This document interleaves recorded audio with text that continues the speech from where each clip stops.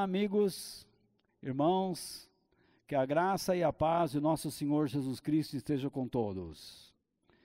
Que Deus possa abençoar sua vida mais uma vez e que nós possamos ter um encontro agradável, porém sério, na presença de Deus. Eu prometo a vocês que vou procurar falar toda a verdade de Deus, evitando minhas opiniões pessoais.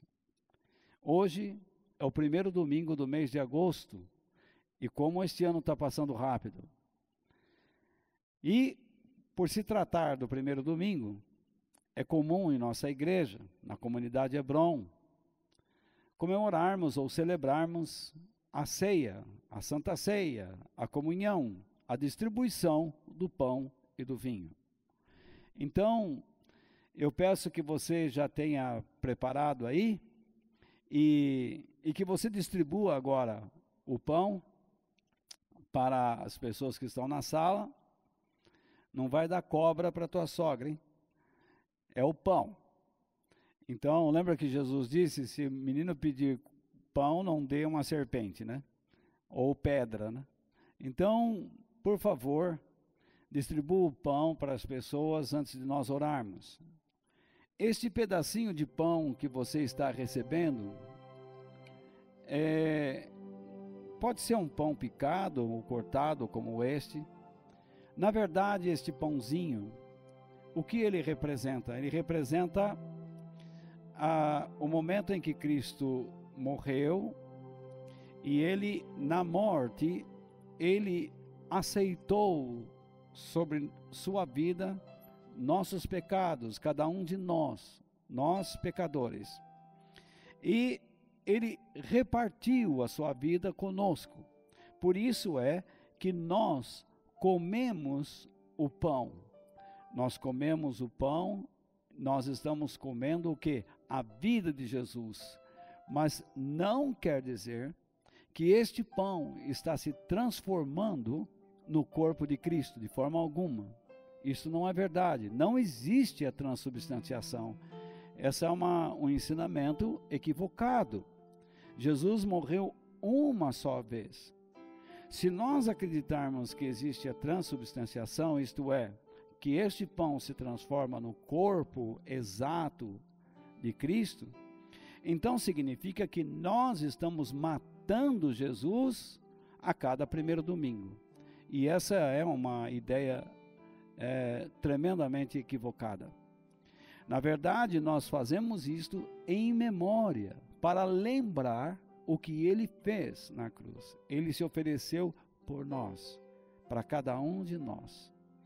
Agora, este pão, nós o comemos e o nosso corpo o absorve. Nós estamos dizendo, Senhor, o meu compromisso com o teu corpo foi realizado. Quando eu estou me alimentando em lembrança de Cristo, eu estou aceitando um compromisso com Cristo e o seu corpo. E onde está o corpo de Cristo hoje na terra? É a igreja. Então, não existe compromisso só com Cristo. Para que o compromisso com Cristo seja verdadeiro, é necessário que ele também tenha em si o ambiente da igreja. Quando eu falo igreja, não estou falando prédio, eu estou falando pessoas que a compõem. Então, nós estamos neste mundo com uma missão. Nós recebemos Cristo e nós o damos. Então, nós nos alimentamos de Cristo e nós alimentamos pessoas de Cristo. Nós somos edificados em Cristo e edificamos pessoas em Cristo, ok? Então, vamos tomar um pedacinho de pão em nossas mãos e vamos orar e agradecer a Deus, porque nós fomos escolhidos em Deus para termos Jesus e aceitamos essa escolha, aceitamos o chamado de Deus, nós não o recusamos. Vamos orar e vamos agradecer a Deus. Senhor nosso Deus, em nome de nosso Senhor Jesus Cristo, nós te damos graças, Pai, pelo teu amor e a tua bondade. Senhor Todo-Poderoso, que o Senhor estenda sobre nós as tuas mãos, para que nós possamos sempre caminhar na direção que o Senhor nos aponta. Nós te somos gratos por termos sido chamados por ti, a fim de o Senhor nos revelar o teu Filho Jesus e nos ter dado a chance, a oportunidade de aceitarmos esta revelação, e persuadidos que fomos pelo teu Espírito Santo e pela palavra de Deus que ouvimos, a fé nasceu dentro de nós como dom divino, e nós recebemos esta fé e passamos, Senhor, a te conhecer cada dia mais, cada vez mais e melhor, por meio de Jesus Cristo. Pai, nós queremos te glorificar, nós queremos viver para a tua glória. Então ensina-nos como falar, como pensar, como agir, que nós possamos respeitar o Senhor, temer o Senhor, entender, ter desejo de compreendê-lo e guardar a tua palavra no nosso coração para não pecarmos contra ti. Senhor Deus, em nome de Jesus, que o Senhor perdoa, Senhor, a nossa falta de desejo, muitas vezes, de sermos dedicados a ti e à tua igreja, dedicado à missão que nos deste de fazermos a tua vontade neste mundo. Senhor, em nome de Jesus, nós queremos ser frutíferos. Ó Pai, recebe a nossa oração e a nossa petição. Toma em tuas mãos, guarda, Senhor, no teu coração. Responde, Senhor, aos teus servos humildes que se colocam diante do Senhor e que querem te servir, e que querem trabalhar para o teu reino e perseverar no caminho da vida eterna. Muito obrigado, Senhor, em nome de Jesus. Amém. Vamos comer do pão.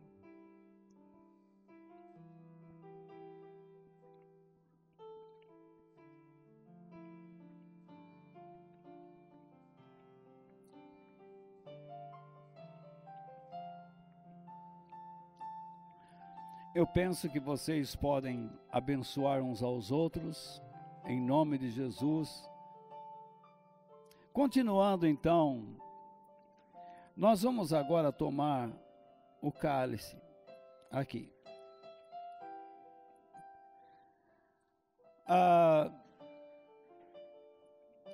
Alguns aí devem estar com sangue de boi, então, não faça isso, hein?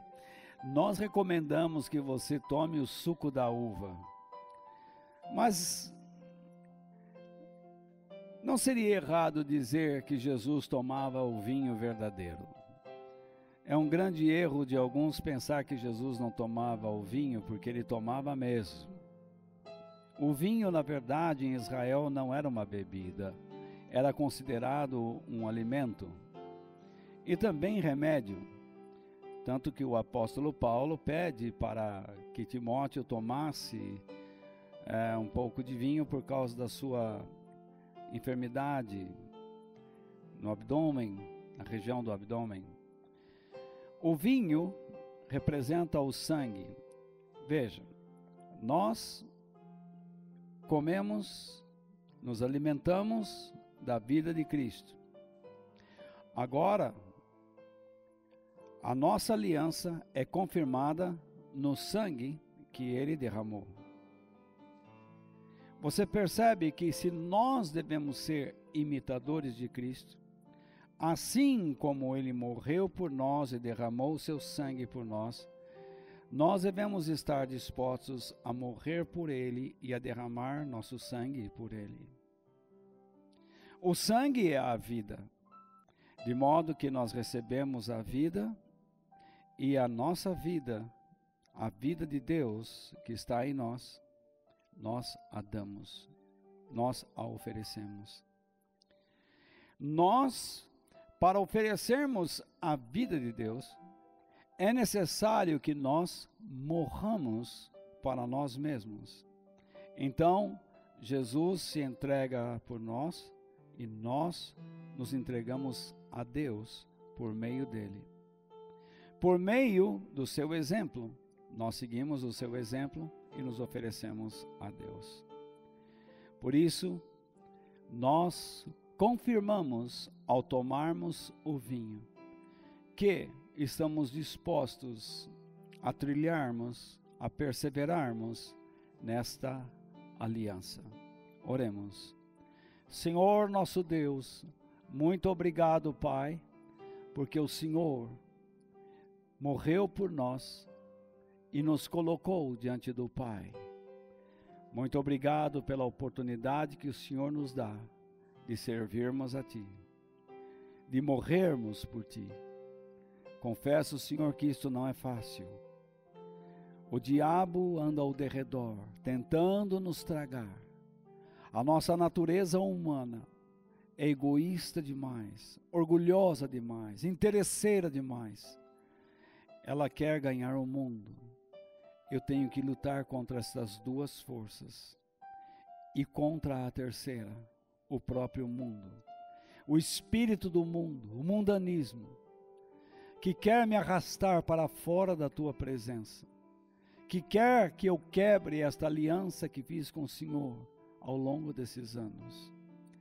Pai, ajuda-nos a nos mantermos dentro dos Teus termos, a fim de que tenhamos paz contigo, amizade duradoura e eterna, por causa da Tua misericórdia. Em nome de Jesus. Amém. Vamos tomar.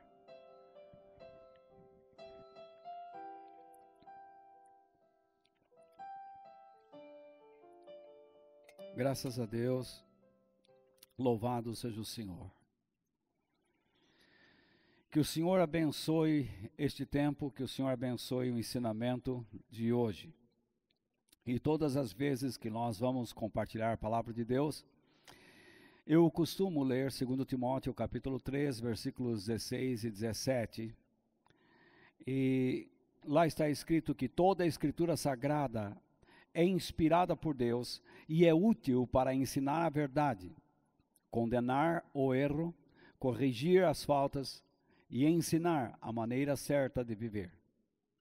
E isso para que o servo de Deus esteja completamente preparado e pronto para fazer todo tipo de boas ações. Se você ainda estiver lendo esse texto, repare que o versículo 16 tem muito a ver com a nossa atitude para com Deus, nosso amor para com Ele. Então Deus nos corrige para que nós sejamos melhores para Ele. Correto? E o versículo 17 tem muito a ver com o nosso próximo. Quando nós aprendemos que devemos ser corrigidos por Deus e andar de uma maneira correta, nós estamos sendo preparados para fazer as boas ações de Deus. E essas boas ações de Deus, elas são dirigidas a quem? Ao próximo, às pessoas que estão convivendo conosco ou aquelas que Deus colocar em nossos caminhos.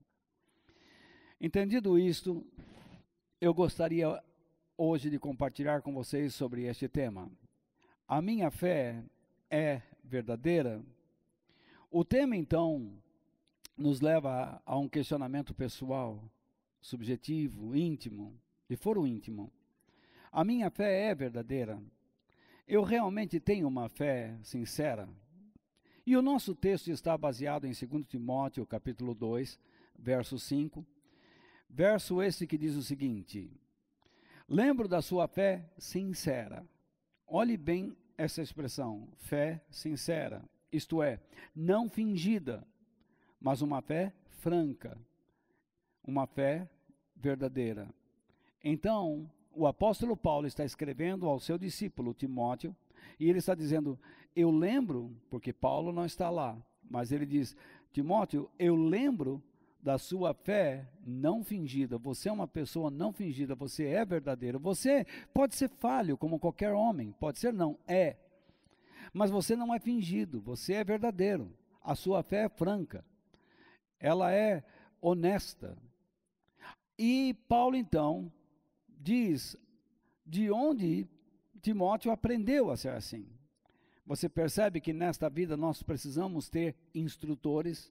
Por que estou dizendo isso? Lembro da sua fé sincera, a mesma fé que a sua avó, chamada Lloyd, e Eunice, a sua mãe, tinham. Então, Timóteo aprendeu com a sua avó e a sua mãe sobre a fé. Então você percebe, vocês que são pais, da importância de vocês ensinarem seus filhos sobre a fé verdadeira. Muitas crianças hoje olham para os seus pais e não estão aprendendo nada. Eles vivem simplesmente largados. Toma alguma coisa, vai brincar, toma isso aqui, se diverte para lá. Não existe um momento em que os pais procuram ensinar seus filhos. Eu mencionei um livro chamado, a respeito de Susanna Wesley, a mãe de John Wesley, um grande pregador inglês. E ela dizia que quando um de seus filhos começava a falar as primeiras palavras, a primeira coisa que ela fazia era ensiná-lo a orar. Então, todas as vezes ela chamava os seus filhos, sentava ao redor, mesmo que eles não tinham ainda a aptidão da atenção de um adulto, ela lia trechos da palavra de Deus para ela mesma e ela exigia deles uma boa educação, ela exigia deles um bom comportamento quando este livro estava sendo lido. Ela não exigia o entendimento, mas ela exigia o quê? Ela exigia a postura. E eles foram aprendendo. Hoje, eu sei que a vida se tornou muito rápida, nós vivemos no Ocidente, não que Susanna Wesley não fosse do Ocidente, mas a vida era mais devagar, mas tinha os seus atropelos. As pessoas levantavam 4 horas da manhã, tinham que fazer seus afazeres rápidos, preparar a comida, e o dia era mais curto também. Mas isso não quer dizer que nós devamos nos desobrigar da nossa missão cristã dentro da casa e fora da casa. Se a mulher hoje trabalha fora, é porque é necessário, mas isso não pode dizer ao cristianismo: você não tem tempo na minha vida. Não, o cristianismo tem que estar lá. Os princípios de Deus têm que estar lá. Você gerou filhos e você, mulher, sabe que na nossa cultura judaico-cristã, a mulher tem um papel importante para edificar a casa. Porque a Bíblia diz que a tola a destrói. Então, eu peço pela misericórdia de Deus que você comece a fazer um esforço. Chame a tua família, sente-se ao lado com as crianças e comece a ensiná-los a terem uma postura, tá? Não é para você ficar lendo o Salmo 119, não é isso. Você começa com 1 ou 2 versos, lê para você, lê alguma coisa que interessou a você, ou aos seus filhos mais adultos, caso você tenha 25 filhos. Mas se você tem apenas 2, ensine-os a ter postura. Ore com eles, faça-os repetir as suas palavras, para que eles comecem a se acostumar com as coisas de Deus, para que a semente de Deus vá sendo plantada em seus corações. Eu não estou impondo em nada, eu apenas estou sugerindo, propondo a você que faça isso. Você vai ter bons frutos, bons resultados, em nome de Jesus. Então, o apóstolo Paulo menciona a avó e a mãe de Timóteo. E ele diz, e tenho a certeza, continuando, e tenho a certeza de que é a mesma fé que você tem. Eu tenho a certeza de que é a mesma fé que você tem, significa o quê? Qual é a ideia de Paulo? Eu tenho certeza que essa fé verdadeira é a que habita em você e atua em você. E através de você, naturalmente. Correto? Então, nós estamos diante de uma escritura onde o apóstolo Paulo está tentando incentivar Timóteo, porque ele estava enfrentando alguns problemas no ministério. Pessoas estavam desafiando a sua autoridade pastoral, e ele, sendo jovem, estava um tanto tímido. Então, Paulo sugere que ele se coloque como um homem chamado por Deus, que ele se posicione diante dessas pessoas e os repreenda com amor e ensine com muita paciência, como nós podemos ler na própria carta de Paulo a Timóteo. Mas eu quero usar esse texto da palavra de Deus para que nós questionemos a nossa própria fé, se ela é verdadeira ou não. Por quê? Pressupõe-se que todo tipo de fala religiosa expressa uma fé verdadeira, ou não é assim? Aquela pessoa é muito religiosa, ela ama a Deus, ela fala de Deus o dia todo. Mas muitas vezes, esse tipo de fala ou comportamento não passa de uma manifestação ou uma demonstração de uma crença diferente da revelação da crença. Manifestação é uma coisa, revelação é outra. Não sei se vocês entendem a diferença. A manifestação, ela pode ser alguma coisa preparada, é como um ator. Ela é o produto, pode ser o produto da hipocrisia.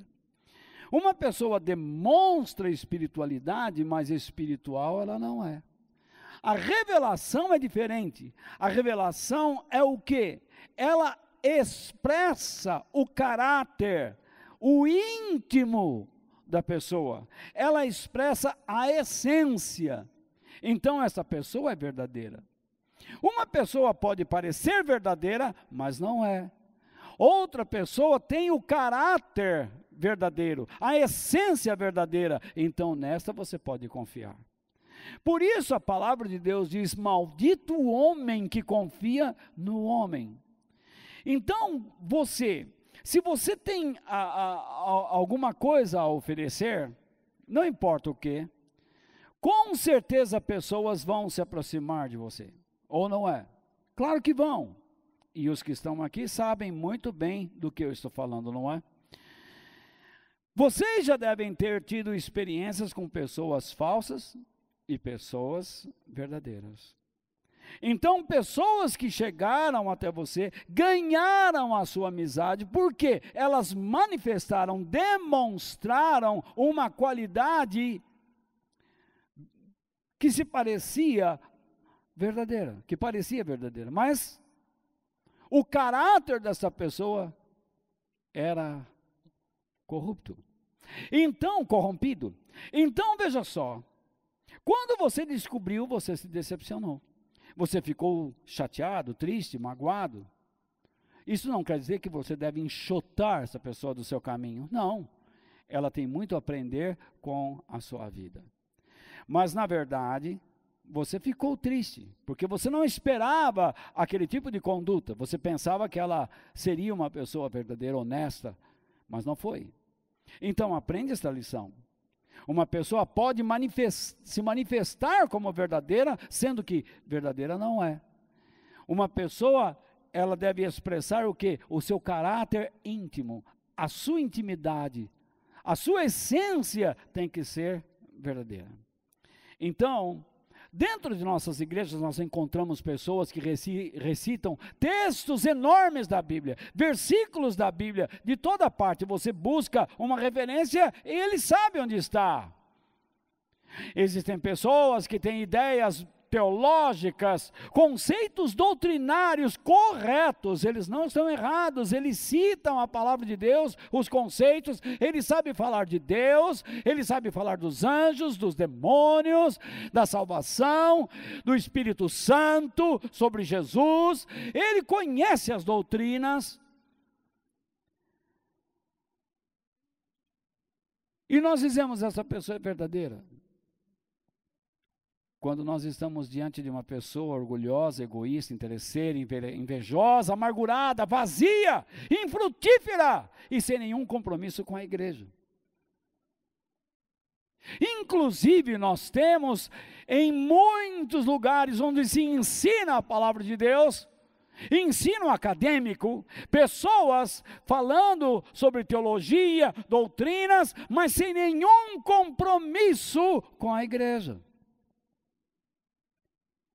E vou dizer mais, alguns professores até defendendo ideias que contrariam os princípios judaicos cristãos. Nós conhecemos pessoas dentro da igreja que têm sentimentos por Deus, eles sentem, choram,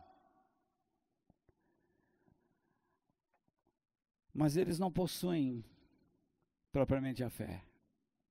Eles não conseguem viver pela fé. Eles têm sentimentos, mas não conseguem viver pela fé. Existem, como eu disse, pessoas que têm conhecimento teológico profundo, conhecimento suficiente bíblico, que os deixam preparados para debates. Eles adoram debater, argumentar, discutir. Mas quando você olha para a vida deles, você não encontra frutos espirituais. Você se lembra quando Jesus amaldiçoou aquela figueira? E ele disse, ninguém vai comer mais fruto de ti. O que ele fez? Ele amaldiçoou a religião de Israel. Eles tiveram tempo suficiente para aprender de Deus e aprenderam. Eles tiveram tempo suficiente para lerem a Bíblia e leram. Eles tiveram tempo suficiente para ir ao templo, adorar a Deus, oferecer seus sacrifícios, se reunirem, terem comunhão.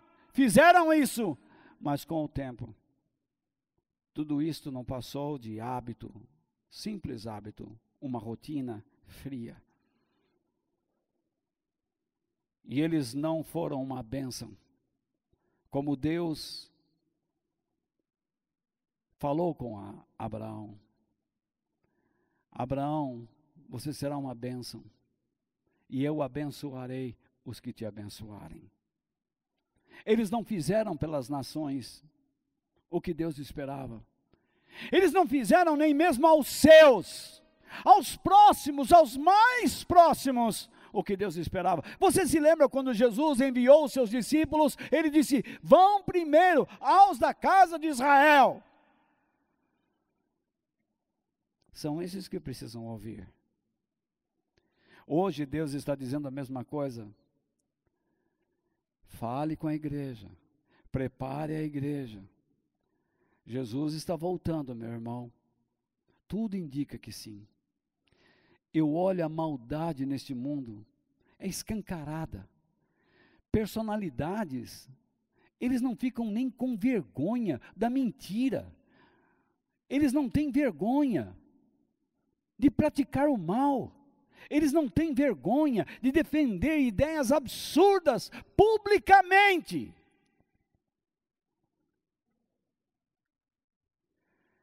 Existem aqueles que creem em Deus, mas não o temem, e se tornam infrutíferos e inoperantes, como os anteriores. Então, sem medo de estar cometendo equívocos, algum engano, eu posso dizer para vocês que esse tipo de gente são cristãos falsificados. Eles não são verdadeiros. Eles demonstram o cristianismo, mas o caráter cristão não possuem. Eles não têm a essência, eles não vivem pelo Espírito Santo. Há muitos pastores pregando, cuja finalidade é só pedir dinheiro. Eles querem dinheiro, eles querem fama. Eles não estão preocupados com o povo de Deus.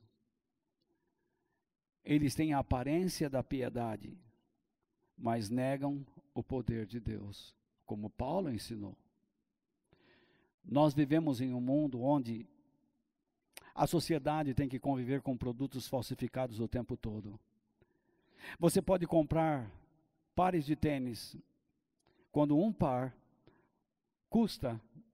verdadeiro pode custar 600, 800 reais, e de repente em alguns lugares você o encontra por 80. E nós chamamos esses produtos de cover. E aí você pode usar esse par de tênis, você anda, você corre, você faz ginástica e você se sente até bem. Você até levanta o pé diante dos seus amigos e eles falam: olha, esse tênis é caro. É tão parecido, é muito parecido, que engana. E você se sente todo feliz. E você diz: enganei os bobões com 80 reais. Eles estão pensando que eu gastei 800 pila nesse tênis, mas custou 80, lá na biboca do Zé. Você pode enganar com esse par de tênis falso, mas você não consegue, no que se refere à fé, você não consegue viver de modo seguro, você não consegue sobreviver às crises com uma fé que não é verdadeira. Você se afunda, você se afoga, você se perde. Sem a fé verdadeira, você não consegue sobreviver a tempos de crise. Você não consegue ter os olhos abertos para o engodo, para a mentira, para o engano que está se espalhando neste mundo. Você não consegue enxergar a verdade. As ciladas produzidas pela mentira, pelo espírito do engano. Sem a fé verdadeira, você não consegue ter discernimento das ações da malignidade, da maldade, do malvado. Por quê? Porque a fé é falsa. Ela não leva você a olhar para estas coisas. A fé falsa leva você a olhar para si mesmo o tempo todo. A única coisa que ela quer é que você busque os seus interesses próprios. A fé falsa jamais o levará a morrer para si mesmo, a buscar a verdade de Deus, a buscar a luz de Deus. A fé falsa só busca o egoísmo, o orgulho e o interesse próprio. Ela vai amarrar você nessas coisas. Esta é um tipo de fé que leva você para a morte, para longe de Deus. Em tempos de lutas, em tempos de crise, essa fé morta não glorifica a Deus e nem fortalece as nossas igrejas. Por quê? Aquele que a possui é fraco. Ele não se compromete. Já começa por ele. Ele é um joio. Ele é uma falsificação. Ele tem cara de cristão, palavra de cristão, pensamento de cristão. Ele anda como um cristão, mas ele não é. E quando chega a crise, quando chega um momento como este, então nós começamos a perceber quem é e quem não é. A primeira coisa que o Espírito Santo nos fala nesta meditação é: a fé verdadeira nos estimula a fazermos a vontade do Pai. Se a sua fé é verdadeira, você terá um grande desejo de fazer a vontade do Pai. Jesus diz que A fé verdadeira se relaciona com aquilo que você faz e não apenas com aquilo que você diz. A fé verdadeira, ela é expressa, ela é vista por meio daquilo que você faz e não tanto pelo que você diz. Jesus disse em Mateus capítulo 7, verso 12, não é toda pessoa que me chama de Senhor, Senhor, isto é, não é toda pessoa que fala, que afirma, que aponta com palavras que eu sou o Senhor de suas vidas, que entrará no reino do céu. Mas somente quem faz a vontade do meu Pai. A fé verdadeira, então, ela é vista por meio do que você faz e não apenas pelo que você fala. Isso é muito sério. Veja, eu poderia dizer a vocês, sabe, eu estou passando a acreditar que eu sou o maior orador do mundo. Eu acho que eu sou. Eu penso que eu sou. Mas basta eu abrir a minha boca e todos nós vamos perceber que eu não sou. Eu estou falando algo que eu acredito que é verdade. Isso é próprio de um psicopata. Eu falo uma mentira acreditando que é uma verdade. Eu digo eu sou cristão e sei que não sou. E acredito que sou. Vocês nunca ouviram falar, ou alguém falar, eu sei que eu não presto, mas Deus me aceita assim mesmo. Deus aceita como eu sou. Isso é próprio de um psicopata gospel. Uma pessoa assim está doente. Deus não aceita como você é. Ele veio para transformar sua vida. Nós podemos dizer que temos doutrinas, que temos ensinamentos corretos, mas se as nossas ações não se alinham às nossas palavras, então somos inoperantes, infrutíferos dentro do reino do Senhor. Vamos ter isto em mente. Eu posso ter uma palavra correta, eu posso falar corretamente, eu posso não fugir das linhas, dos termos da verdadeira doutrina da palavra de Deus. Mas se as minhas ações não se alinham com aquilo que eu estou falando, com aquilo que está na Bíblia, então tudo está errado. Eu sei que Jesus é Senhor, e eu digo Senhor, Senhor, Senhor, muito bem, e ele diz, quando eu vou começar a comandar sua vida? Então não se trata, Deus me aceita como eu sou. Não, Ele não aceita como você é, e você não vai para o céu, você não vai para a eternidade. Eu nunca me esqueço de uma palavra que eu preguei, foi numa terça-feira, usando o livro de Isaías. E Isaías estava com problema, e ele dizia, mas esse povo não ouve. E Deus, estou falando a grosso modo, e Deus disse para ele, Isaías, continua pregando. Eu vou salvar só 10% dessa gente. Muitos estarão ouvindo você, mas aos 10% que eu estou fortalecendo, o resto não vai ouvir nada. Para quem eu estou falando? Para quem eu estou pregando?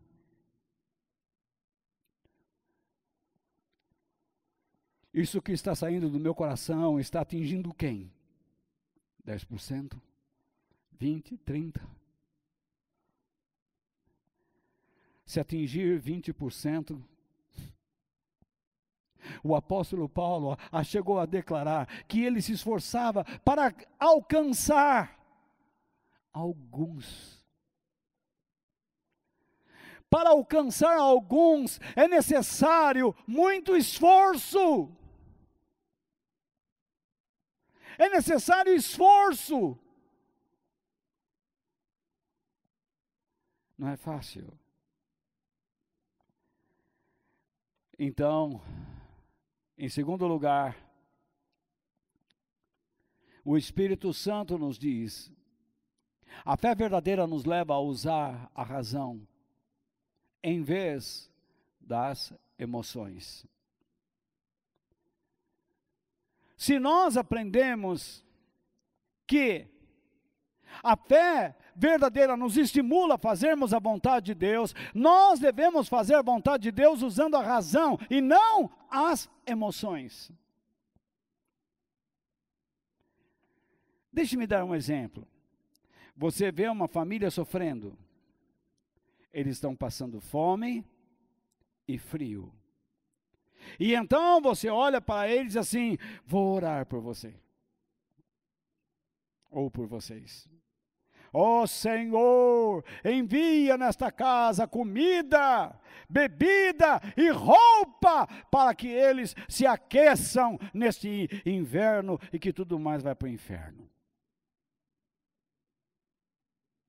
Em nome de Jesus. E aí você diz, receba a oração da fé, vim aqui, agora tudo está certo. Em nome de Jesus vocês vão ver como Deus vai abençoar vocês. Tchau. Pronto. Vamos ver se é isso que ensina a palavra de Deus. Você pode ficar triste pela situação de algumas pessoas, e você pode ter um desejo de ajudá-las, mas só o desejo não adianta. O desejo precisa se transformar em ações.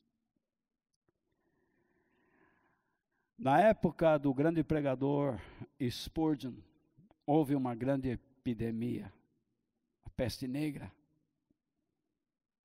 E ele nunca deixou de orar pelas pessoas. Ele viu pessoas morrendo à sua frente. Ele não teve medo. Nós temos medo, nesse momento que estamos vivendo, de olhar no olho. Parece que o olhar transmite bactérias, vírus e outros que tais. Entramos numa neurose, porque foi nos pregado o medo. Mas Jesus está dizendo que a vida não é assim. Vejamos bem o que Tiago nos ensina no capítulo 2, versículos 16 e 17. Lá está escrito, por exemplo, pode haver irmãos ou irmãs que precisam de roupa e que não têm nada para comer. Tiago está dizendo isso. E então ele diz, se vocês não lhes dão o que eles precisam para viver, não adianta nada dizer que Deus os abençoe, vistam agasalhos e comam bem. Isso não é abençoar ninguém. Eu não me canso de dizer a vocês que abençoar pessoas envolve uma atitude além das palavras. Você tem que fazer algo de Deus para aquela vida. Pode ser algo físico, algo psicológico ou algo espiritual. Um conselho, por exemplo. E então Tiago termina dizendo, portanto, a fé é assim, se não vier acompanhada de ações, é coisa morta. Então não existe fé. Vamos orar. Hoje é a reunião da oração. Você crê que Deus hoje vai derramar sobre você a mala? Estou vendo uma chave. Estou vendo não sei o quê. é melhor esse pregador pegar a chave e dar para o cara. Dá a chave do seu carro. Está cheio de pregador por aí pedindo chave de automóvel, ou não está? Está cheio de pregador por aí pedindo escritura de casa, bens materiais, dinheiro, mas ele mesmo não dá nada a ninguém. Não oferece nada. O mínimo. Nem a sua própria vida, nem o seu próprio coração. Às vezes o que uma pessoa precisa é de uma palavra. E os cristãos já se habituaram com isso. Eles estão com um problema, aí eles falam assim, dá para você orar lá em casa? Aí vai a pessoa, vão 500 irmãos na casa lá, e vão orar, cobre a casa de oração. Enche o telhado de óleo, é banheiro com óleo, e joga óleo nas paredes, e dá óleo no quarteirão. Eu já vi isso. Antigamente tinha uma lata, era amarela e preta, chamada, alguém vai se lembrar, alguém que está aqui vai se lembrar, óleo Maria. E o irmão levava o abridor e dava aquela orelhada nos dois cantinhos, assim, tá, tá. E depois ele saía pela rua, andando com a lata, no quarteirão, andando, para ninguém ver. Ele ia derramando fios de óleo. Acabava a lata, ele pegava outra, tic, tic, e completava o serviço. Ungia o quarteirão. Aí entrava lá, bom, agora já está ungido. O que aquelas pessoas precisam não é só oração, eles precisam de orientação. Você está quebrando o pau em casa. Aí você pede para alguém orar por você. E você acha que isso vai melhorar? Isso pode trazer a você um ânimo. Nós precisamos orar uns pelos outros, mas nós precisamos fortalecer uns aos outros. Se você não colocar princípios bíblicos em prática, a sua fé é morta. Você pode receber quantas orações quiser, você pode orar para quantas pessoas quiser, mas se você não ensiná-las a andar no caminho de Deus, pelos princípios de Deus, tudo está morto, acabado. Você me entende? Tiago é muito claro. Se você está diante de alguém necessitado e simplesmente não realiza uma ação divina a essa pessoa, de modo que a abençoe, você está apenas demonstrando, lembra no início? Uma fé falsa. Não é verdadeiro. Jesus disse, eu tive sede e não me deste de beber. Eu tive fome e não me deste de comer.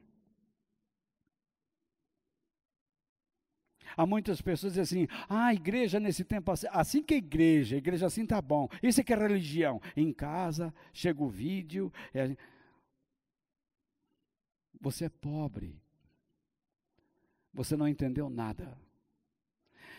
Para dizer a verdade, quando nós voltarmos, quando parar porque agora vai chegar a eleição e vai começar a abrir. Então, quando a gente voltar, eu gostaria de saber quantos voltarão.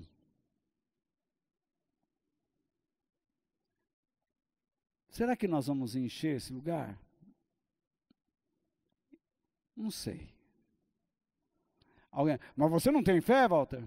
Acho que não. Ao longo de 40 anos, eu entreguei minha vida, fiz muito. Sofri, apanhei, perdi, chorei. E não pretendo escrever biografia da minha vida, porque biografia é muito bom quem escreve sobre você, mas você escrever sobre si mesmo, você está derrubando a glória de alguém. E eu não quero derrubar a glória do meu Senhor. Em terceiro lugar, a fé verdadeira ultrapassa o campo das ideias e nos leva a glorificar a Deus através das nossas ações. Então, nós vemos que a fé verdadeira nos leva a fazer a vontade do Pai. A fé verdadeira deve levar-nos além dos limites das nossas emoções e transformar nossos sentimentos em ações. E agora, ela deve ultrapassar os limites das nossas ideias e nos levar a glorificar a Deus. Eu espero que eu esteja edificando sua vida. Para algumas pessoas, a fé é apenas uma teologia a ser estudada, ou uma doutrina para ser usada em debates, um ensino para ser usado em debates. Muitos falam de Deus o dia inteiro, porque Deus me fez isso, Deus me revelou, Deus me mostrou, Deus falou, uma luz, uma voz.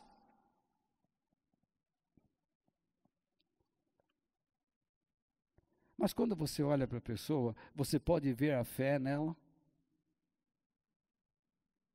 Uma pessoa chega diante de você e diz assim: olha, Deus falou comigo, eu tive uma voz que falou no meu interior, eu amo a Deus. Você enxerga a fé nessa pessoa quando ela fala isso? Não. Ela está demonstrando, ela não está revelando nada ainda. Você percebe o que eu estou dizendo? Você já pegou uma goiaba?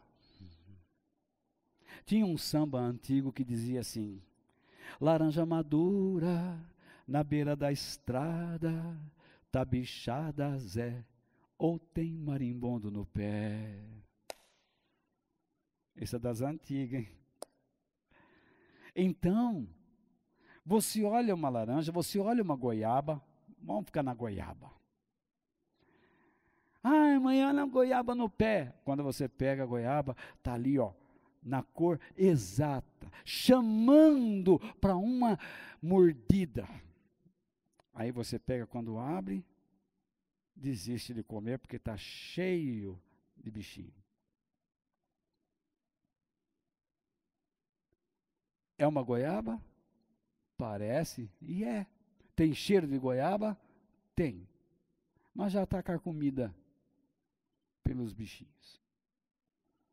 A pessoa chega, tem cara de cristão? Tem. Tem voz de cristão? Tem. Tem fala de cristão? Tem. Pensa como cristão? Pensa. Mas está cheia do bichinho.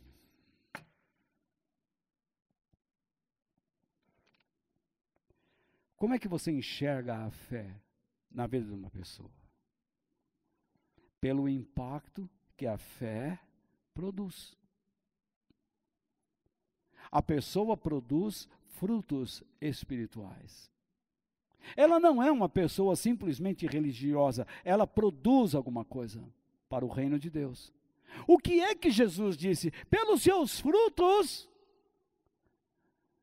vocês conhecerão a pessoa, ou as pessoas. Ele estava falando isso para os líderes religiosos. Olhe para eles e olhe para os frutos que eles produzem.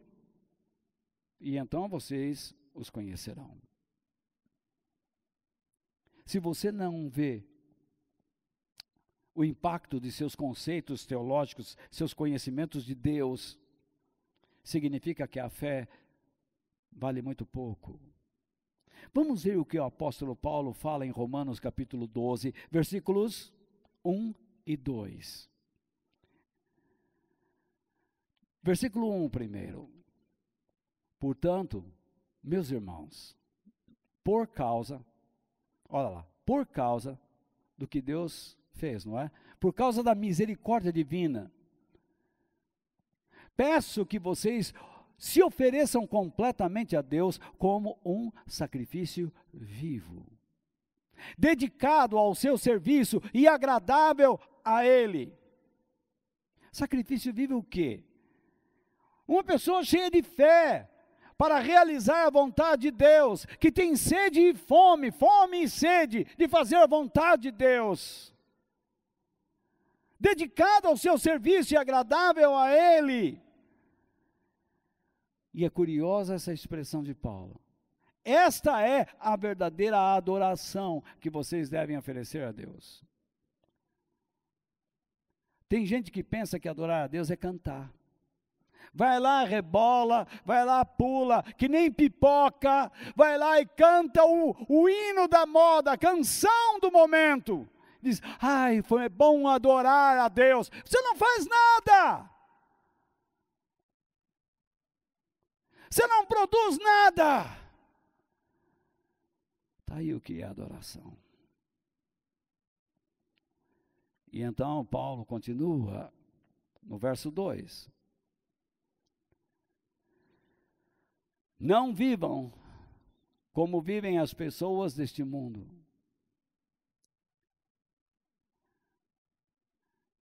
Ele continua explicando a verdadeira adoração. Não vivam como vivem as pessoas deste mundo, mas deixem que Deus faça o quê? Os transforme por meio de uma completa mudança do quê? Da mente, das ideias, dos pensamentos, da estrutura mental de vocês. Como vocês constroem seus pensamentos? Como vocês constroem? Vocês os constroem a partir de Deus ou a partir da amargura? Quando você constrói seus pensamentos a partir de amargura, você denigre o seu cônjuge, denigre o seu filho, você rebaixa a pessoa que está ao seu lado. A Bíblia diz que nós devemos honrar uns aos outros. Para fazer isso, você tem que pensar a partir de Deus.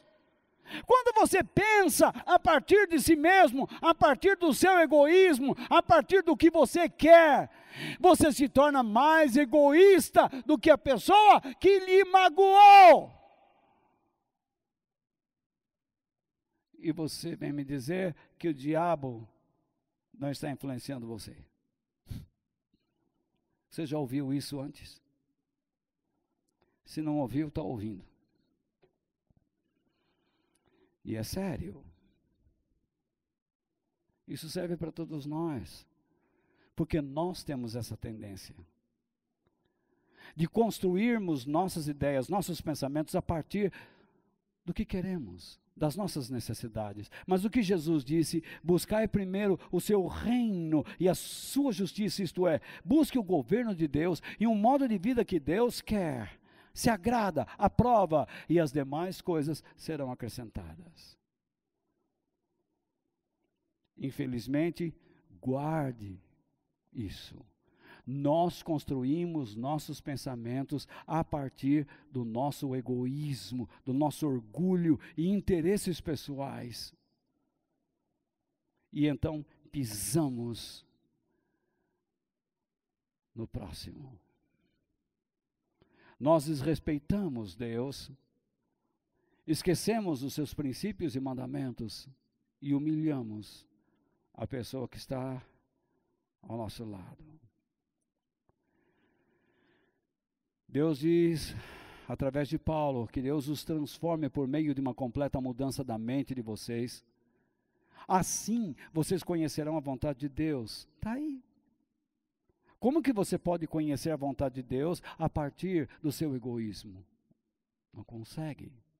A pessoa te magoou, então você diz, Deus, como tenho que agir nesse momento?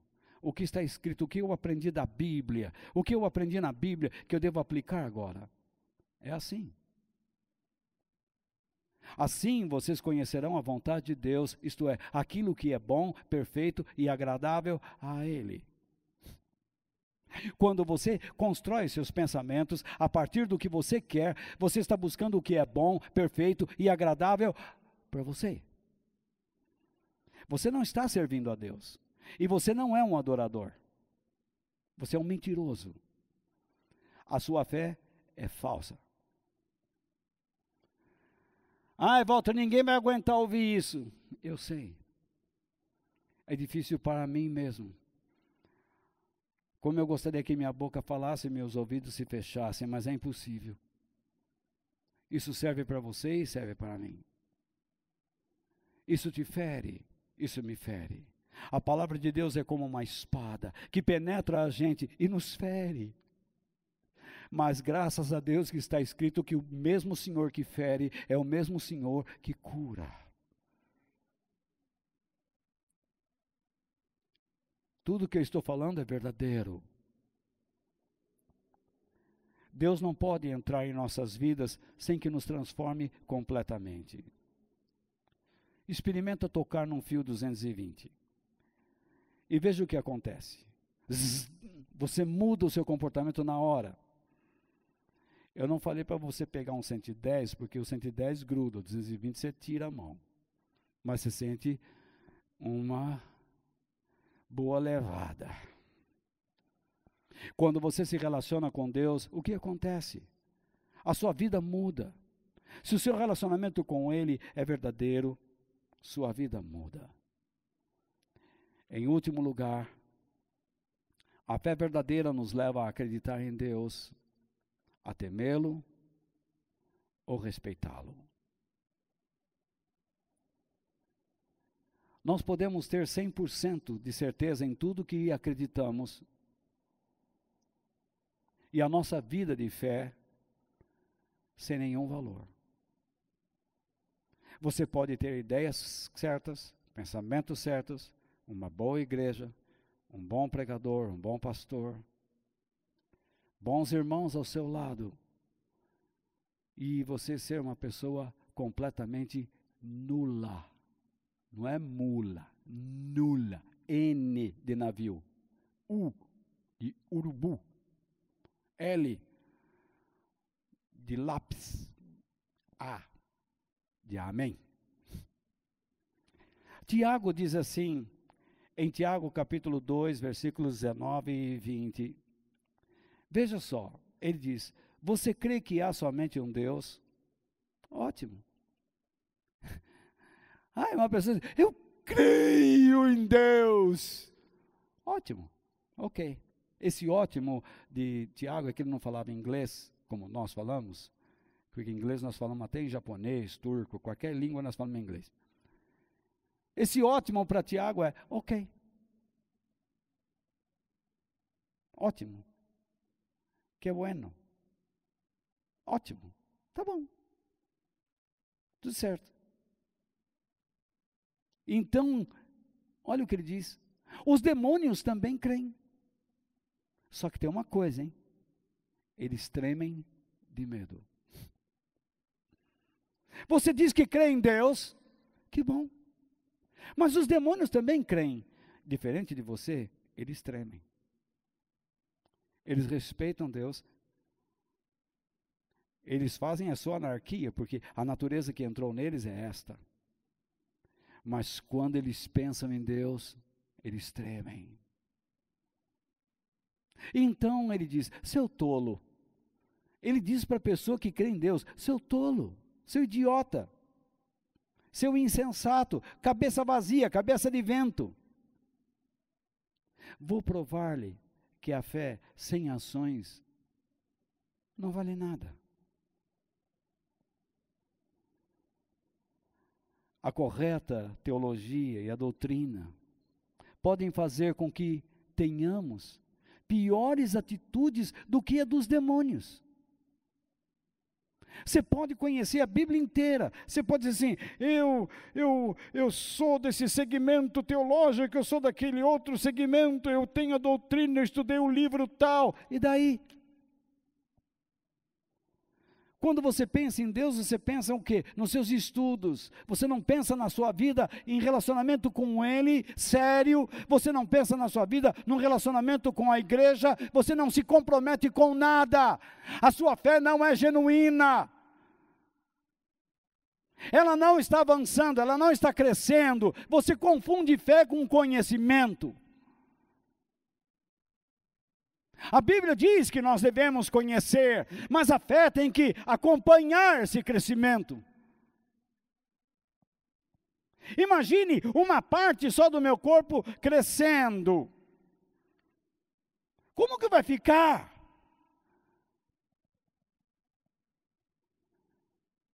É necessário que eu cresça por igual. Para sobrevivermos em tempos de crise, em tempos difíceis, é necessário crermos em Deus, temê-lo e confiarmos na sua soberania, isto é, no seu modo de agir. Há certas coisas que nós não podemos mudar. Em algumas partes da Bíblia, Deus diz: peçam a mim, orem a mim. Noutra parte, ele diz para Samuel: por que você está orando para mim? Eu não quero mais saber. Em alguns momentos da Bíblia, Deus abriu o mar. E em outros momentos, Deus fez com que o seu povo andasse pelo deserto e se alimentasse com pão por vários anos.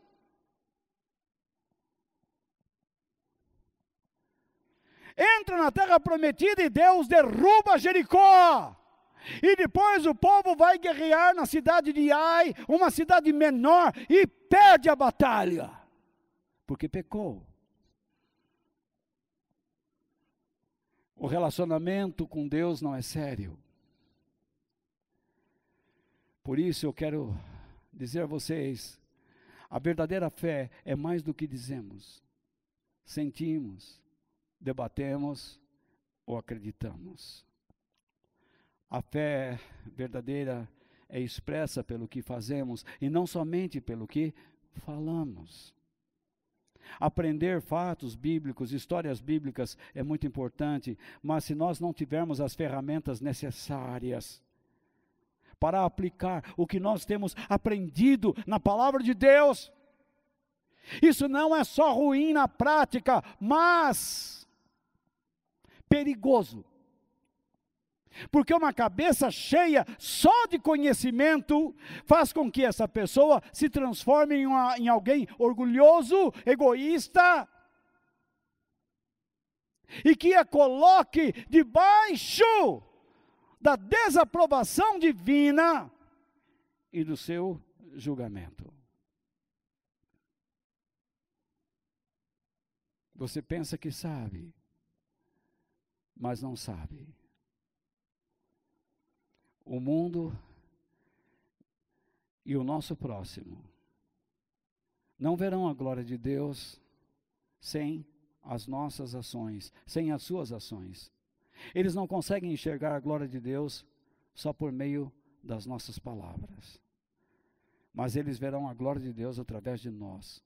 Assim como você não consegue enxergar a fé em uma pessoa só pelo que ela fala, mas você enxerga a fé de uma pessoa quando ela age. A igreja existe nesse mundo para revelar a todos a realidade de Deus. Revelar. Quando você revela, e então você manifesta a verdade. Mas se você manifesta e esconde quem você é, você não está revelando nada, você está mentindo. Por isso que nós devemos avaliar honestamente o tipo de fé que confessamos, questionando sempre. Esta fé que eu estou professando, ela está me levando para a eternidade ou somente para a falsa ideia de uma vida de bem-estar e prosperidade em um mundo que já está condenado por Deus? Deus não está dizendo para você se abdicar dos seus negócios, do seu trabalho, porque Ele colocou essas coisas na sua mão. Deus não está pedindo para você pedir as contas e agora viver aí como um andarilho neste mundo. Não é isso que eu estou dizendo. Deus não está dizendo para você largar a riqueza e viver na pobreza, na miséria. Não é isso. O que eu estou dizendo é, a sua fé está levando você para a eternidade, ou só está enchendo a sua cabeça com a ideia do bem-estar e da prosperidade terrena? O que você faz para Deus? Quem é você para Ele? O que você faz para o próximo? Quem é você para Ele? A minha esperança é que você tenha entendido essa palavra e que ela tenha sido edificante ao seu coração. Vamos orar.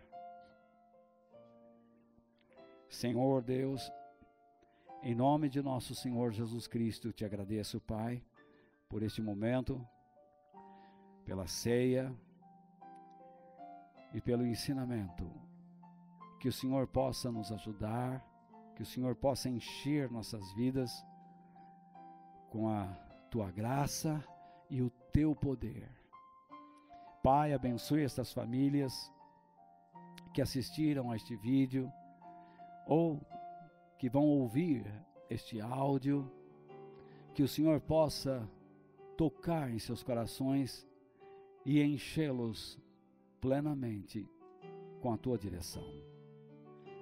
Que haja arrependimento, que haja transformação, que haja intervenção de Cristo em cada vida e em nossas vidas a cada dia. Em nome de Jesus. Amém. Queridos, se esse vídeo foi de relevância a você, se ele trouxe revelações a você, compartilhe-o com outras pessoas nas suas redes sociais. Nos comentários abaixo, faça o seu comentário de crítica ou de aprovação. E se você foi abençoado, dá um clique no positivo. Se não gostou, negativo. Eu espero que Deus tenha abençoado muito a sua vida. É meu maior desejo que vocês fiquem com Deus, que vocês tenham uma semana cheia da graça de Deus e da proteção dele, em nome de Jesus, ok? Fiquem com Deus até terça-feira, em nome do Pai, do Filho e do Espírito Santo. Amém. Deus abençoe.